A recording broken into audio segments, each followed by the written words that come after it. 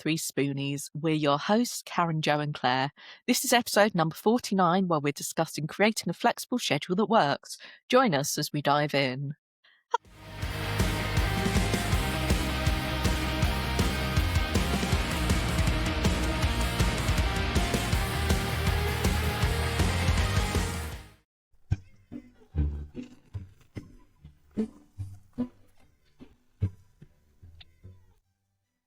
Whether you're thinking about writing a book, are writing a book, or have written a book, Green Cat Books are here to make the process easier. As fellow spoonies, we know how important it is to rest and relax and take time for yourself. That's why we offer beginning-to-end publishing services, including proofreading, formatting, and distribution, giving you the chance to heal. greencatbooks.com. Create your legacy. Hello, I'm Karen from Pony. I'm Jo from Bright Cat Business Solutions. Claire from Black Veil Stationery. And together, we're three spoonies navigating our way through life and business with not enough spoons. So this week, we're discussing flexible schedules, which is rather apt as we've been rescheduling this episode for, 4 months now? Yeah. In fact, exactly 4 months. Because we are currently recording on the 8th of January. This was originally set for the 8th of September. Wow.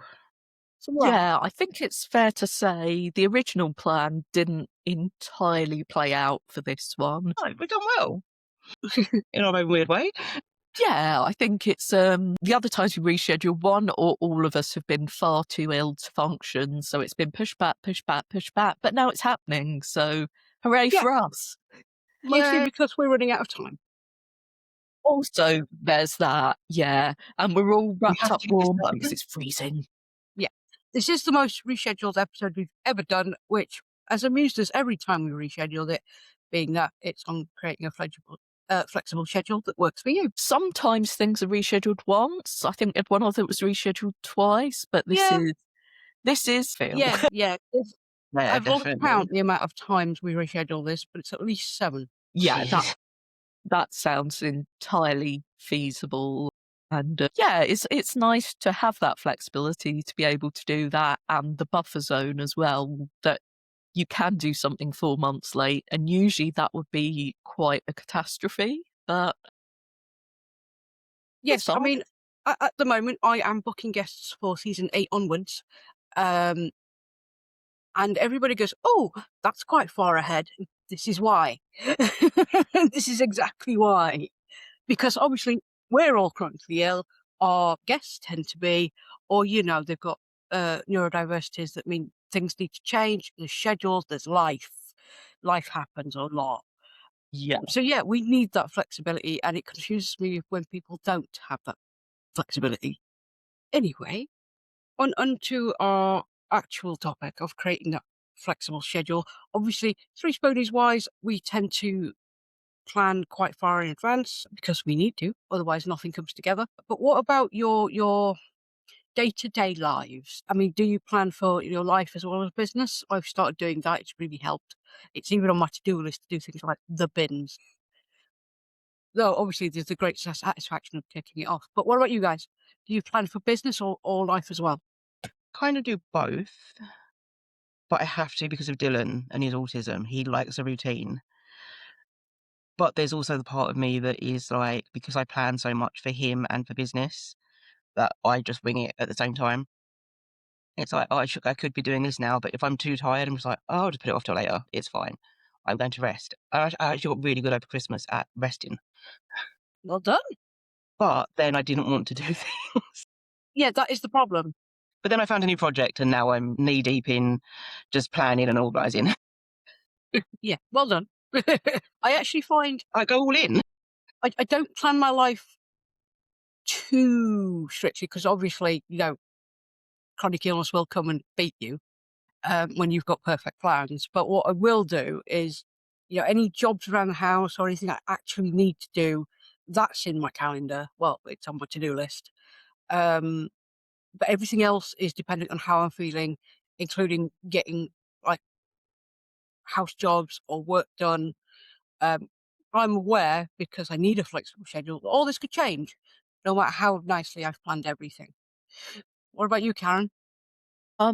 Yeah, I need to plan both because I have some things that are set in stone. So, if I've got a class at 2 o'clock and there's 8 people coming, I can't just phone them up and say, "Oh, can we make it 3:30 instead?" So there are things I can't move. So I have to create sort of buffer zones around that because I used to do like 15-minute gaps. So I'd say come out of a networking meeting, allow a 15-minute gap, then do a one-to-one, then another 15-minute gap and something else. Yeah, I used to do And that. yeah, that doesn't work for me anymore because sometimes just getting through that first thing might wipe me out. So anything I really need to do, I have big buffer zones around it where I don't plan anything else in. So if I do need to, take a map, take a nap, have some meds, something of that ilk, there's room to do it. And I'll have sort of tasks that need doing, but I'll try and split them down as much as possible. Like we were just talking about a Christmas dinner, and this year I spread it out as far as humanly possible, like pre-prepped things and then froze them. So like one day I did the potatoes, another day I did the carrots or whatever. So when it came to Christmas Day, it was just lob stuff in until it's hot, and that was much better. Because if I had to say in the evening, I had friends coming over for food. If I had to go out, go to the shop, buy the stuff, bring it back, cook it all from scratch, I probably combust. Note that, pip assessors. So anything like that, break it down as much as I can and sort of fit other things around it. Yeah, because unfortunately life doesn't stop, and you do need to do some things. So, thankfully, due to the lovely husband, he does most things, so I don't have to because I can't. What Speaking of buffer zones, now I didn't used to plan in buffer zones for anything. Yeah, let's go, let's do this, it's all fine. And we've discussed it before. Buffer zones, when we go somewhere, we know we need a day at either side at least. You know it's going to hit you a few days later as well, but you've got to plan that day. Do you, for sort of general work and life, do you now plan in buffer zones? Because I think we've all got better at that, but have we got proper better, if you get my meaning? I think we have. Especially in the last year, we've learned a lot about what we can and can't manage.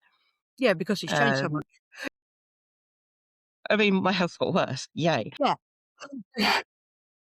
But it's like we've got SBS coming up, and last year I travelled the day before, went home that same day. I was absolutely fucked. Yeah. This time round, I know I'm staying that night. I've already planned that, booking my train tickets, sorted. And the same for when we do things as a family. If we're going out for a day or for a couple of days, I make sure that I've wound down and kind of taken it as easy as I can beforehand. But I also know when I come back to the rest of the world, don't talk to me. Like, I even say to Ricky, like, now, just I'm gonna go and have some time to myself. Like, leave me alone. I need to Exactly. desensitize from people. Yeah, I think that's definitely a thing. I think the difficulty I've had is, well, partly because I've lost my armband, so I have a heart rate monitor that basically tells me how much I'm exhausting myself, and that's now lost. So I'm not entirely sure how badly I'm doing. And it seems that when your baseline moves, that becomes an issue. So I did a scout camp recently. It was a mini one, I think it was 4 days. And usually it'd take me about 3 days afterwards to recover. So I booked in those 3 days. But this time, a week later, I still felt dreadful. And then I was going away to do something else. So it's almost like sometimes you need a buffer on your buffer. And that's very difficult because life doesn't always give you time to do that. Doesn't know. I mean, we were discussing yesterday for the event that Claire is planning if we can come and help. And it the dates you were looking at, they definitely felt, one weekend after something. And it's like, no, I need that weekend in between. I need a full week because we're also probably going to be working during that week. But then you need a full week. You need a complete rest weekend. And then you need another week. Then you might be able to do something. You know what? When I was like, "Oh, I'll do it this weekend," and I didn't think about the things I've got either side of that weekend, and it didn't Yeah. click in my head until you were like, "Hell no." And I was like, 3 weekends in a row? Yeah, Am I no, mental? yeah, that's a recipe for disaster. And I'm like, what was I thinking? Why would I do something 3 weekends in a row? Because I know I'm going to be broken. And it's not just the weekends, it's the Friday to Sunday or the Friday to Monday.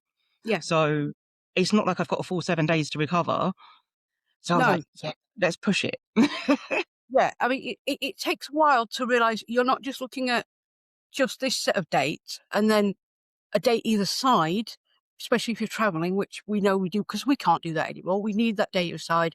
A 1-day event is 2 nights in a hotel at least. But then you've also got to look at as far out as the weekend at either side, what's happening. And that's a lot of mental load, to be fair. Yeah, Yeah. And it's yeah, too much. it takes that moment to learn what you need to look at to do something. And then if things then change, it can throw everything out. I mean, that happens, that's life. But that's the point of having a flexible schedule. Some things can move, some things can't. I mean, I knew coming into January that I've basically blocked out 2 weeks, this week and next week, for one client's projects. I know there's a lot. I know there's more coming.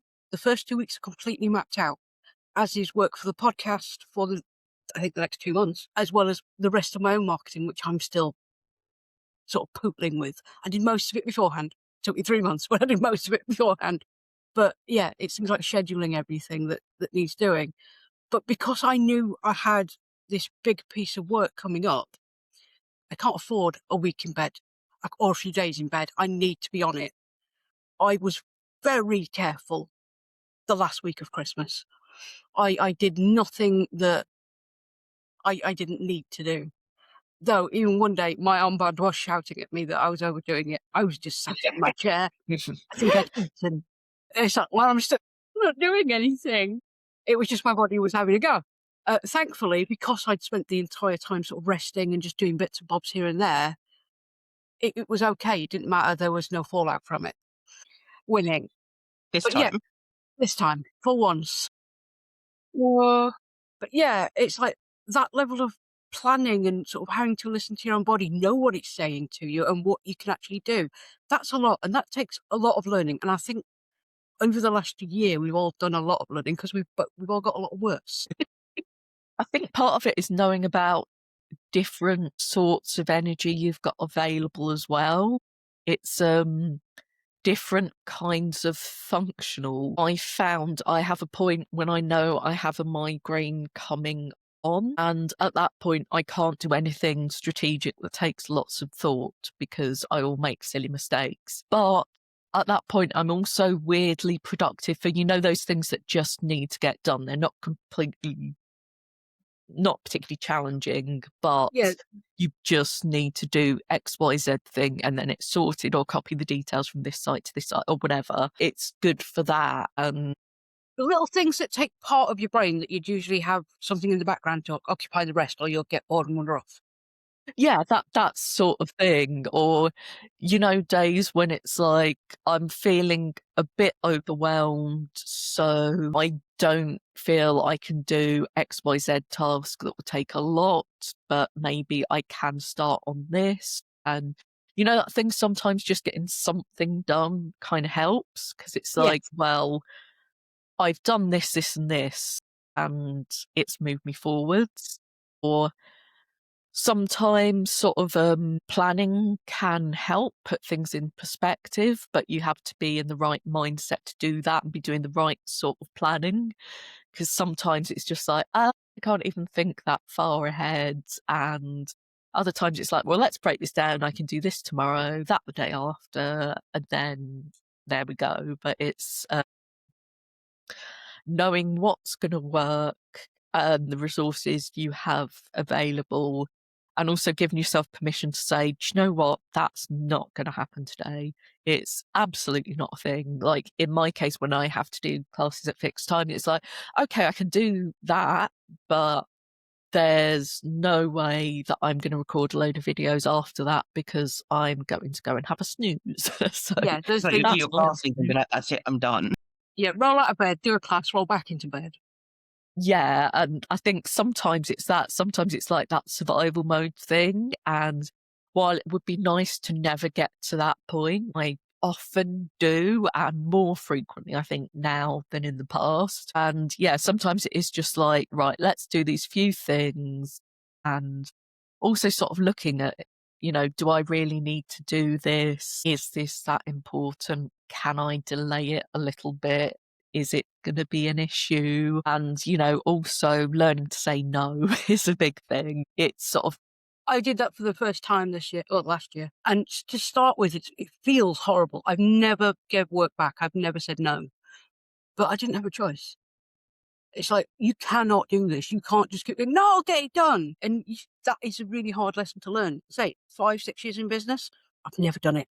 That first time is always so hard, but once you get comfortable with it, it's actually really easy. Like, I still have moments where I'm like, I had a message from someone before Christmas. They were like, "Oh, I know you don't have your personalized gift business anymore, but could you do this?" And there was one part of my brain that wanted to be like, "Oh, I've known them for ages." And I was like, "No, you're not doing it. Like, why are you even thinking about this? Like, just no." And it's a lot easier to say no to people now. yeah, I think it's also about maintaining what you're already doing. It's very easy to say yes to new things, especially if they seem a while away, and then suddenly it can creep up on you and, oh, that's quite soon, actually. I haven't really done what I intended. So sometimes if you're not sure, it is better to say no rather than causing a kerfuffle at the last minute when you can't do it. Yeah, I'd agree with that. I mean, on the little tasks, I do have a list of admin or marketing tasks that need doing. They're not urgent. They're not going to take a full brain to do it. So they just sit there. There's no date on them. They're just when you get to it. And I find having that there quite useful. Last night I had, because I'm an extremely organised person. I like things done way in advance. Last night I sat at, well, the idea was once Ben had gone to bed, I was going to sit and do the subtitles for the episode that released today, as well as all the other bits that go with it. And I sat with my laptop on my comfy chair because I found little jobs and things, scheduling stuff I can do sat in my chair and I can be comfy. And I all of a sudden, just the tiredness washed over me. And it's like, I can't do it. And I hated that because then I know what time the episode's release, so I know when it's going to be done by. Thankfully, I woke up at 4 a.m. and went, right, let's do this. It's weird though, because like we monitor what we do and like we try and kind of pace ourselves.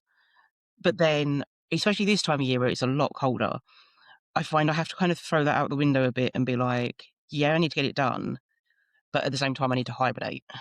And because it's like my body just wants to shut down and be like, nope, just Yeah, sleep through winter, come back in March. every year, even before I was ill, it's like it's winter. I need to hibernate. Yeah, It'd be so it's annoying. when you kind of lose track of time. And yeah, usually time is quite significant for me. And then, sometimes when you have a bit of time off and you wake up in the morning, it's dark and you're like, is it the morning? Is it still night? I'm not sure. I need to look at my clock before I know how to feel about this. Yeah, And yeah, that always makes it harder, I think. And or yeah, you go for a nap in the afternoon. It's still light, and then you wake up a couple hours later and it's pitch black. It's only about 5 o'clock. Yeah, it's yeah, like I'm Dylan comes confused in from because is college. it morning? Did I sleep through? What have I done wrong? So Dylan comes home from college and he gets in about 4:30, 4:45, and that bit between say 4 and 4:30 goes from being like light to a little bit kind of shady to, oh god, what happened? Where's the light gone? It's just like, where? He hates it. He's just like, but it's so dark outside. Why? Yeah, Like, this is shouldn't have to go winter. outside when it's like that. yeah, it's all a bit depressing as well, and it can be sort of low energy time generally. It's a shame in a way that we're not more adaptable for the weather, possibly particularly in the UK, because we don't do well when it's warm, we don't do well when it's cold. It's We like Everybody's mild. all year round struggling. Yeah, yeah, it's very rarely comfortable, possibly, but I think you do need to take that into account. And I've always found it difficult getting up when it's dark outside and equally sleeping when it's light outside. So I think if you are scheduling things in, definitely bear that in mind. for you and for the other person, because it's very easy to say, yeah, 8 in the morning, that sounds great. And then when it actually comes to it, it wasn't that great, if I'm honest. Nothing happens at 8 in the In the morning. morning is before I'm usually up. I mean, I got I mean, invited to go to a networking meeting next week, and I was like, "What time is it?" And they're like, "It's just 10 till 11." And back in the day, I'd have been like, "Oh, yeah, that's fine." And I'm like, I can't answer that right now, because given how this week's gone, there is not a chance in hell that I'm going. Like, Dylan goes to college, and I've been going back to sleep until about 10:30, 11, so no. yeah, I had a meeting yesterday I was actually really looking forward to, and I just felt terrible, and I had this dreadful migraine, and I just wasn't functional, and it was like, yeah, sorry, can't do it. And I think people are often understanding of that. If you're ill, you're ill. There's not a lot you can do about that. But people aren't always quite so understanding about you needing that flexibility. I think we could all understand if someone's ill on the day, that Yeah, happens. If you it's say the to them, oh, constant I might be flexibility. ill, it sounds a bit like, if someone's always ill on Monday morning, you're a little bit suspicious. Yeah, I mean, that was going to be my next question. How do you handle things like networking that are a set time? I mean, I was recently invited to a networking, and yeah, 10 a.m. just seems so early. I mean, at the moment, I my intention is to get up at 8 o'clock, but it's usually between 10 and 11. Yeah, like, I get up with Dylan at 7:15, and I'm like, I make him breakfast, then I hide under the blanket, rug the heating on, hide under the blanket with a cup of tea, and I literally sat there like this, and then I just fall asleep. And then he's like, he'll go and get dressed, and he's like, my taxi's here, and I'm like, back under the blanket, and that's it, that's me gone. I mean, I haven't been networking for so long, No, me neither. I but was part of actually me, asked, would I run a networking event? And I just can't commit to the same time weekly. I have no idea what my health's going to be doing. Yeah, I think that's the thing. Like, weekly has become quite difficult. And I've sort of explained it to people, like, I would very much like to be there, but I can't promise I will be. And generally, that's okay. I've been doing a lot more networking recently than I was. And yeah, I just need to be very, very careful with it. And, when we used to do like 3 networking events a day and think nothing of it, Yeah, now as it's well as like, all your work and everything else. These days, it's like I'm that. mad to think that that's how we lived. Yeah, it's yeah, like yeah. this is going to take a lot of that very small amount of energy. Even if you just sit there listening to people most of the time, it still takes a lot of energy. Yeah, And you then to do something like weekly or even monthly at set time. I can't guarantee I'm well enough. I can't guarantee if I am well enough that I'm up and about. I need to get some work done. yeah, there's also, like, times and days that you just know may not work. Like, there's some meetings I really like on a Friday, but I know by Friday I'm usually pretty much good for nothing. If I've sort of been out to scouts the night before, on a Friday morning, I'm not gonna be in any fit state to be networking, so that unfortunately reduces options down. Yeah. And I think you really need to look at, is this going to work? Do I have something specific for it? And also, have you prepared yourself enough before time? Yeah. So, if you get to an online meeting, say, and you realize, oh, I've not got my links to hand and I'm not sure what I'm going to be mentioning. And that can just be quite stressful, actually, to sort of throw yourself into that situation, and not ideal. And also, if you're absolutely exhausted, you're not necessarily given the best representation of yourself anyway. So No, you're not. I mean, you definitely need to be doing it at some point, but in a way that works for you and in a way that's practical. Because what you don't want is exhausting yourself doing that and then you're too tired to do work, because that is in and of itself a sad story. So let's go from that story to take a brief break for Spoonsful of Loveliness. Here's some wonderful things from our sponsors you can have a listen to, look at, all of the above, and take a quick breather. Breathe in. Feeling stuck? You're not alone. Men Forge Forward is an online community where professional men under pressure reclaim their edge through brotherhood and real accountability. Guided by Sean Hegarty, a former paramedic turned men's well-being strategist, you'll join over 60 men who've learned to handle stress, rebuild confidence and demand more from life without burning it all down. Start with the free 30-day Fire Up Challenge and discover what's possible. Join for free today at menforgeforward.com. That's menforgeforward.com. Your fellow Forge men are waiting. Let's be honest. Working from home or a coffee shop has its limits. If you're surrounded by piles of laundry, brushing cat fur off everything you own, lamenting the lighting, or trying to cram everything onto a tiny table, we have the answer for you. The Creatory is a friendly and inclusive workspace and content creation studio based in the heart of Nottingham, with Nottingham prices. With pay-as-you-go options and best value memberships, you can choose what suits you best. We also run and host all kinds of events, from content creation sessions to side hustle hangouts. If you're further afield, you may be interested in our cheap virtual business addresses, so you don't need to use your home details. Check out our co-working space, meeting room, podcast studio and photo studio with a free tour. Book online at www.thecreatory.co. The Creatory. It's built for who we are and the way we work now. Breathe out. Welcome back to our episode on creating a flexible schedule that works for you. Do we have any tips to help people create that schedule? I mean, some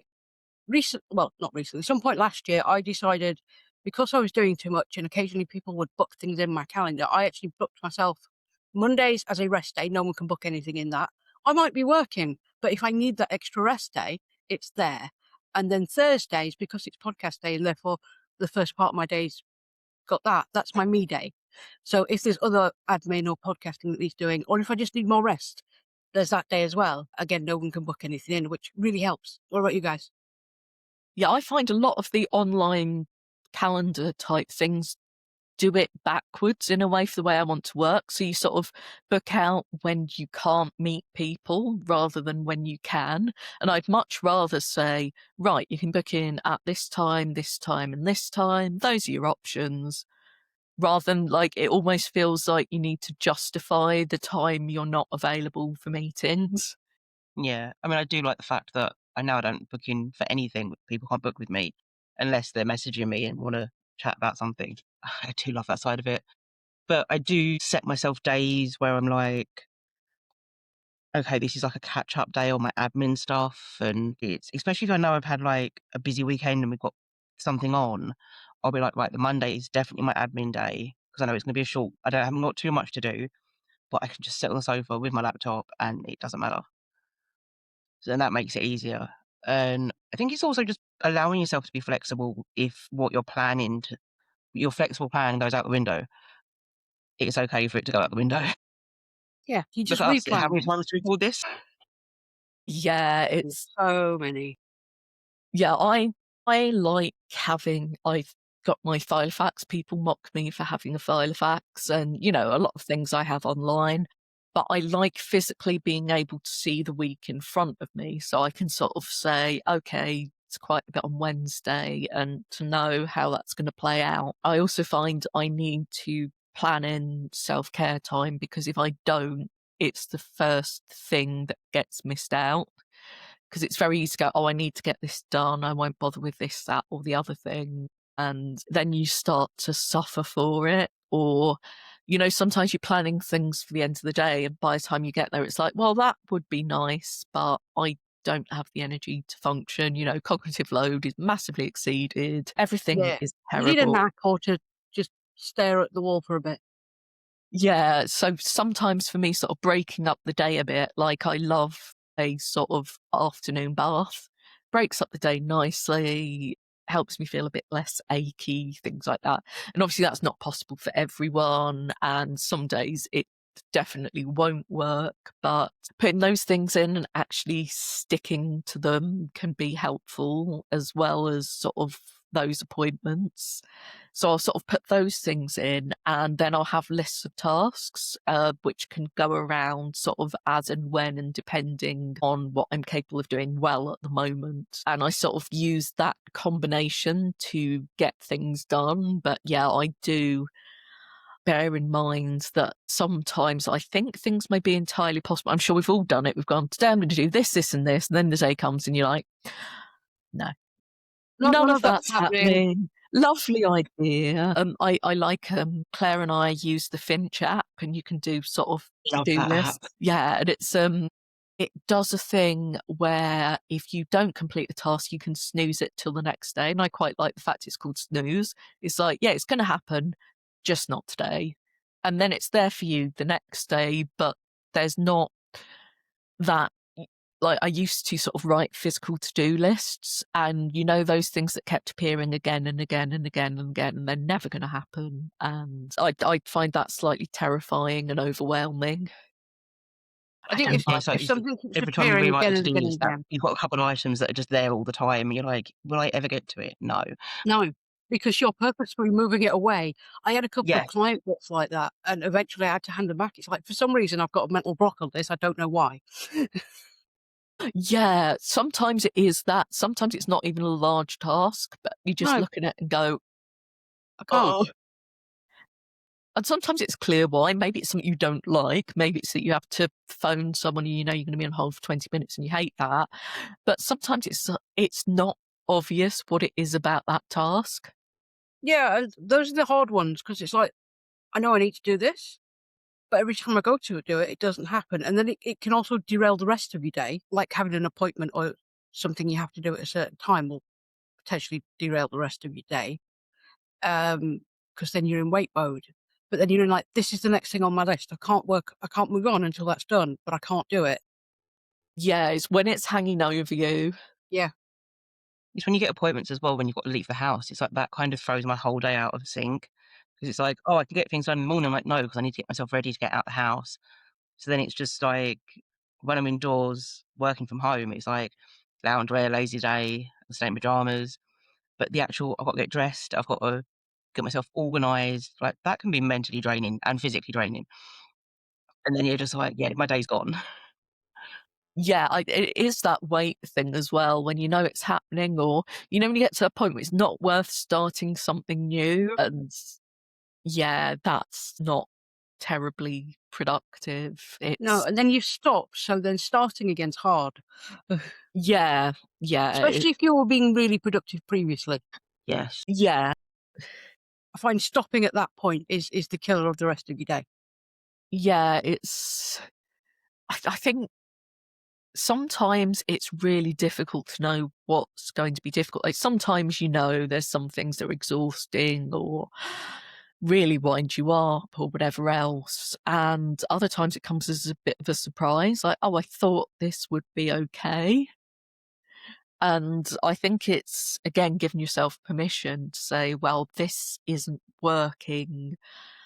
Can we find a way around it? But also, sometimes it's finding a way to do it, that sometimes it's not that big of a deal, but you feel like it is. And obviously, when you're in that, it's really difficult to gain any sort of perspective. But sometimes it's like, right, I'm just going to do the thing. Oh, okay, I did it. That was okay. Or maybe I'll co-work with someone else, so that gives me encouragement to do the thing, or just anything that will help you get started. Because often once you've started it, that's the hardest part. Yeah, it's the actual getting started you find once you do. I find that with website work a lot. There's this big thing about getting started, but once I do start, I'm away. It's fine. I'm like that. I'm like, oh, I've got to do this. And it's just like, you kind of feel like you put it off for a bit. And then once I start, I could be there for hours and I lose track of time and I actually really enjoy it. Yeah, me too. And it's But like, why am I putting it off? the starting, and I don't know why, but it is. I also find, especially if you suffer with chronic pain, if you work on a laptop, change where you're sitting. Yeah, I have to move because otherwise I've Yeah, learned that since working on my sofa. my two different chairs, my computer chairs upstairs and downstairs, they're different, and so I have a different length I can tolerate them, and depending on how much pain I'm in that day, depends how long I can tolerate them. And then I have to move to either like the chair, the bed, something where the pressure's different. And like, it might be comfier, it might not be. That change up can actually help me keep working Mm. instead of sitting in one place far too long and then being absolute agony and I have to go to bed. Yeah, it's kind of that I can do this if. Yeah, So I can complete the task, but I'm going to need a hot water bottle or to have a good stretch, or, it's very easy to sort of get to the end of a longish session or the end of the day and suddenly go, oh, I hurt. Why do I hurt? And then realize you've not moved for like 4 hours, and that could be the issue. But it's also kind of difficult to move when you have no energy. So yeah. It's like just keep going, get the thing done before your energy drops off, and that means you don't move. So that can be worse. yeah, it is a balancing act, I think, sort of looking at sort of all the various things you need and how you can make it work. And also saying, well, it's okay if I have to break this task down or I need to have a break. And saying, this isn't procrastination. This is actually something I need, not that I don't procrastinate on occasion. And it can be okay if that break is the rest of the day. Yeah. Yeah. It's, and also just sort of being realistic about what you can do. That's the bit I often have trouble with. A bit, oh, this won't take long, and it does. And so that throws everything else out. Do you find when you've been pacing for a bit and you're like, oh, I've done this because I know that if I rest and I look after myself, I'll be fine for this. And it's like you do everything the same and your body goes against you and you're like, but why? We've done this, we've tested it, it works. Why are you doing this to me? Yeah, it's almost like, I don't know how this would work entirely, but if you had like a standard task that usually takes X amount of time, like, I don't know, checking your emails or something, although that can be very variable in and of itself. But, if it usually takes you, say, 10 minutes and suddenly it's taking 25 minutes, you could look at that and say, okay, clearly something's not working here. Am I having trouble concentrating? Is work ramping up more than usual? What is it that's the issue here? Sometimes I think time yourself can be really useful, because I'm like Joe, I'll be like, yeah, I can do that in 10 minutes. And then you actually look at how long it takes and it's like, no, actually it was the best part of an hour. So, sometimes really looking at it and thinking about how plausible things are as well, especially if you do work by the hour or anything like that. What you can do in an hour now may not be what you could do in an hour a few years ago. So you might need to adjust things to make it work. So what you don't want is having to work 4 hours to make an hour's worth of money, whereas the reason it took 4 hours is because you don't have the energy, or you're ill, or you hurt, or whatever else, because that's almost like punishing yourself for being ill. Yeah, it was like, this was not the optimum time to do it. And if you sort of clock that early on a day, you can then adjust the day Mm. as well. Um, Yeah. one thing that I've been working with an ADHD coach on sort of energy levels and things, of how it like waxes and wanes through the month. Mm. And so this is my high energy time, this is my low energy time, this is take the day off if you can. And it's kind of working, but then it's also to check in with yourself every morning. How am I feeling?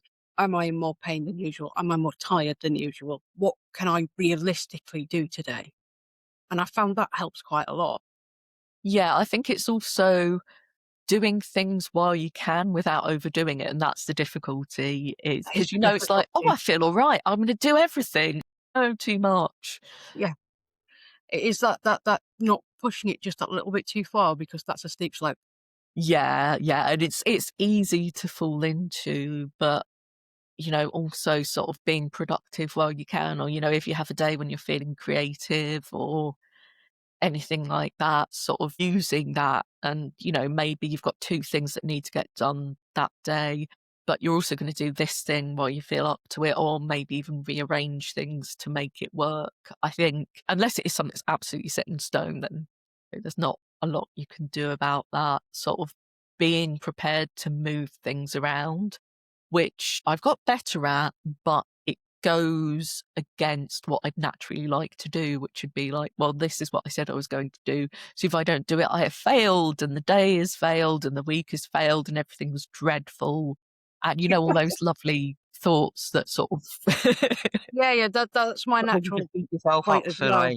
not being able to do one thing, and it's like you haven't failed it. You just need to reschedule. Yeah. That is a yeah. hard lesson to learn, though, I especially think if you're there's so naturally much. the organised person who's like, I said I was going to do it on this day. I'm going to get it done. Yeah, I think once you've done it a few times, it does get better. It does.